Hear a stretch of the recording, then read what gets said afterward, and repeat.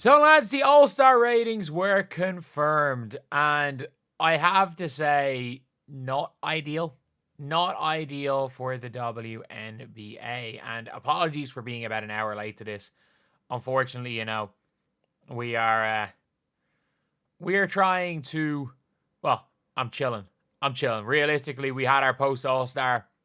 Like, it was a really rough weekend in terms of just hours worked. So I'm chilled for a few days, and now with this New York Liberty game coming up, I'm back flat out. But if you guys are enjoying this and you guys enjoy the channel, subscribe. We are trying to hit 55.3k subscribers by the end of the day, and we actually we've lost subscribers so far today. So we are 16 off, and I don't know if we're going to hit it. Probably not. But anyway, let's take a listen, or let's take a look. So the WNBA All-Star Game had 2.19 million viewers. Like, we can't forget last year peaked at over 4 million. This, in fact, is less viewership than an average Caitlyn Clark game. Like, you had, and I mean this when I say this, they would be going out of their way to show how high the peak is, I'm guessing. Like, down 33%. Like, they would be going out of their way to show what the peak is, the WNBA, if the peak was much higher. If it was just, oh, we peaked and people turned it off. But, like, this is less viewers than an average Caitlyn Clark game. Like, we have to say it like it is. The only positive thing is that the 3-point contest and skills challenge doubled the viewership from nearly a year ago. That's a positive. That is a positive. That it's very clear that people care about more than Caitlyn Clark. But it's also very clear that Caitlyn Clark she doesn't move the needle, she is the needle. Like, the WNBA All-Star Game technically is smaller than an average game that Caitlyn Clark plays. If Caitlyn Clark plays on ESPN, it's going to draw more than 2.2 million viewers. Like, it is what it is. It is what it is. Like, I think in general, people have to just kind of accept that. They have to just accept that like, it realistically, the league goes where Caitlyn goes. As much as you want to say, oh, the league is more than Caitlyn, I actually do agree with that. I agree the league is more than Caitlyn Clark, and it's very clear the league is more than Caitlyn Clark because they still pulled in 2 million viewers without her playing.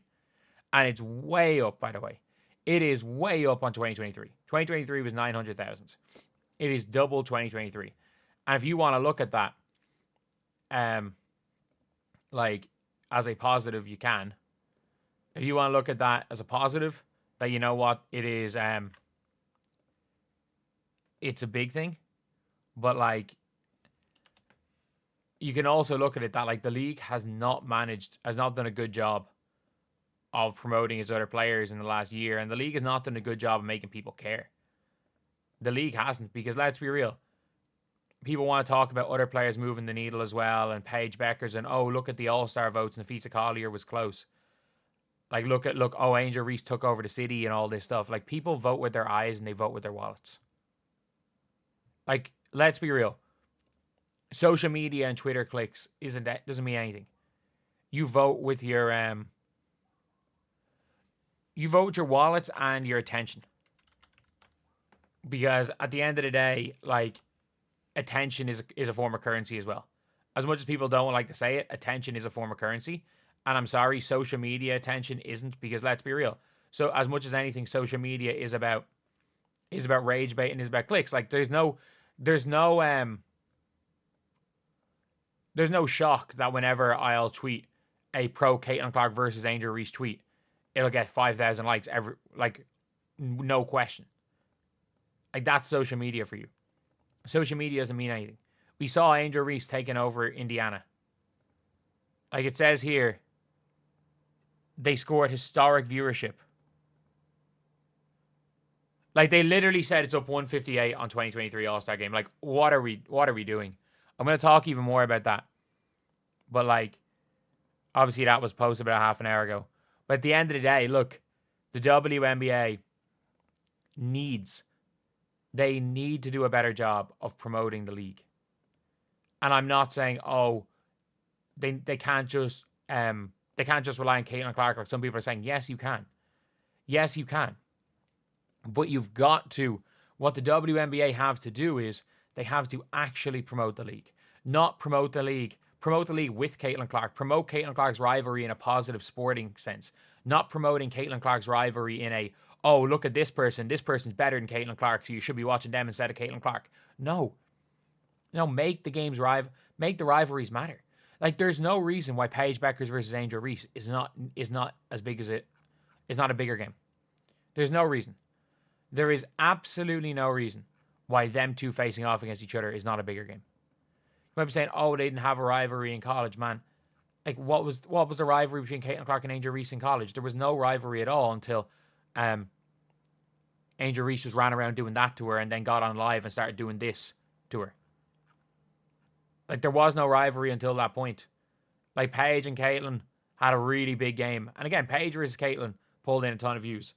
To be fair, actually, Paige didn't play Angel in college at all, I don't think. But again, they were number 1 and 2 in their high school class. Like, they were meant to have been players competing. Players compete with each other. The fact that Paige versus Sonia Citron, the two best rookies this year, nobody's cared. Nobody cares about any of this because, unfortunately with the WNBA, they get more social media and brownie points in the bullshit media by just feeding into the non-basketball narratives.